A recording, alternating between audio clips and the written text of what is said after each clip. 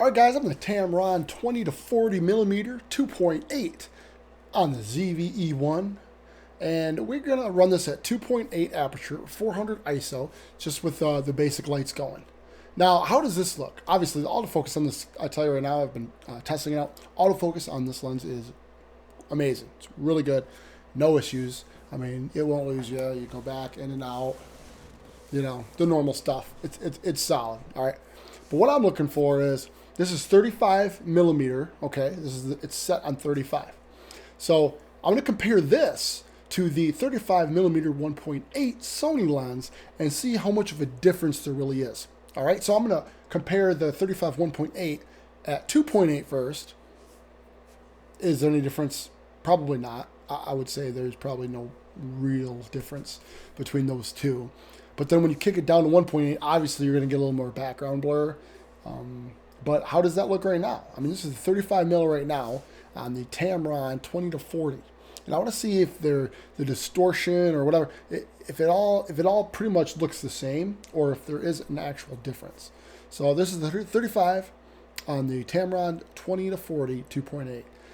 1/50 shutter speed, 24 frames per second, 2.8 S-tone. Not really doing anything with color, just kind of keeping it out of camera. ISO 400, and I'm going to do the same thing with the 35 1.8 now, and check that out. Alright guys, first thing I noticed with the 35 millimeter 1.8 set on 2.8 like the Tamron lens, because it's just naturally lets in more light, even though it's at 2.8, I had to drop the ISO from 400 to 320. So when you do have a prime, sometimes you'll notice there is a slight difference because it lets in more light. Right? It just does. It's like, you know, the bigger lens, sometimes the lens is, bigger. It lets in a little more, even though, you know, all lenses are not made 100% equal. But so basically I just dropped it 320 to 400. Okay, no big deal. 80 different ISO. Okay, but everything's the same. 2.8 aperture. All right. So how does this look? Right?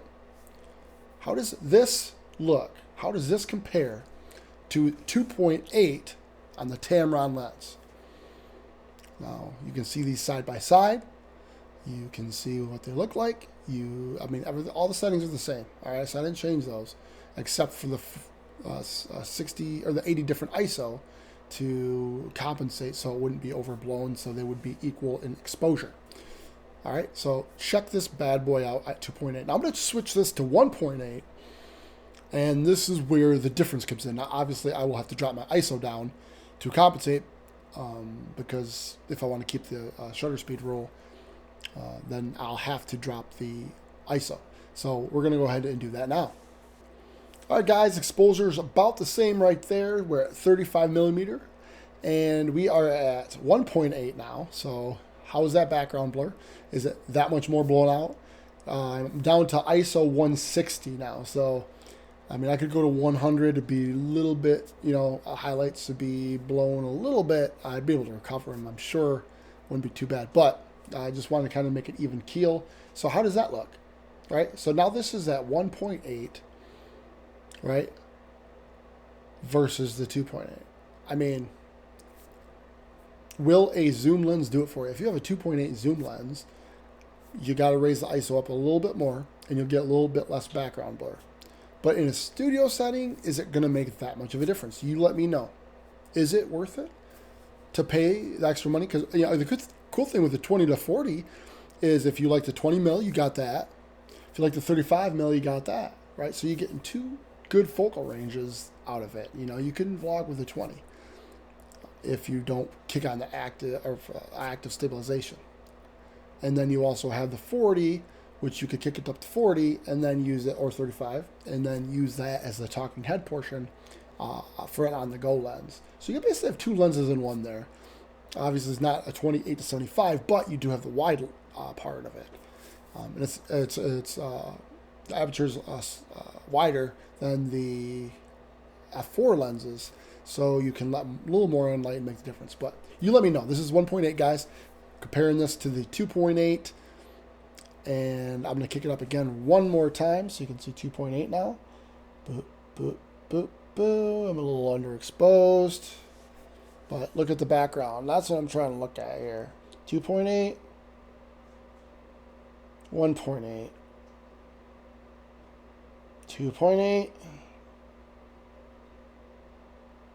1.8, right? So obviously when you go back down to 2.8, you will want to raise your ISO up. And there it is. And you're back to where you should be. But how's it look like as far as like a 35 mil? So bokeh is not going to be as big of a difference than if you're talking like 50 or 55 or something like that. But there you go. I just wanted to run a quick test for you to show zoom lenses are very versatile. You know, they can be used. You know, I'm kind of a prime snob too. I like to use those. I like to just have that extra light to let in, and I just prefer that. But there is something to be said about the zoom lens, right? So for this, you can buy them used. You could probably get them. You can get them around 550 or so used, the 20 to 40s, if vlogging is your thing. It's a pretty good lens. So I am keeping it. I'm going to use it at my church. Actually, is where I plan on using this. I'm going to use it on my ZV-E10, where it'll give me a 30 to 60. And so it works, you know, why not? It's a multi-dual purpose lens, and there it is. So, all right, guys, let me know what's in the comments below. Would you consider something like the 20 to 40? I mean, it's not like it doesn't go out to 8 or 75, but are you going to need that? Like, I don't know, maybe you will, maybe you won't. But if you're going to use it for just a quick little travel lens, for vlogging and then the talking head part while you're out and about, this will do both. You don't have to carry two lenses, right? Because the 35 is great, but you can't vlog with it.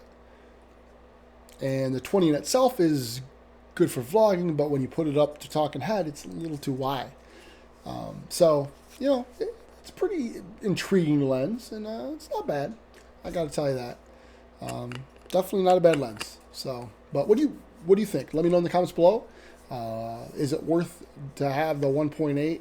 I think so in the studio. I like it. It's just me. But if you're on the go, or you want to have a little more versatility, like if you're doing a shoot where you're not just stationary, right? Like I said, my church, this works better because if I need to move the camera a little bit, I have a little more versatility with that instead of having to bring two lenses, which I don't want to do. All right, guys, we'll talk to you later. Have a good day. Bye.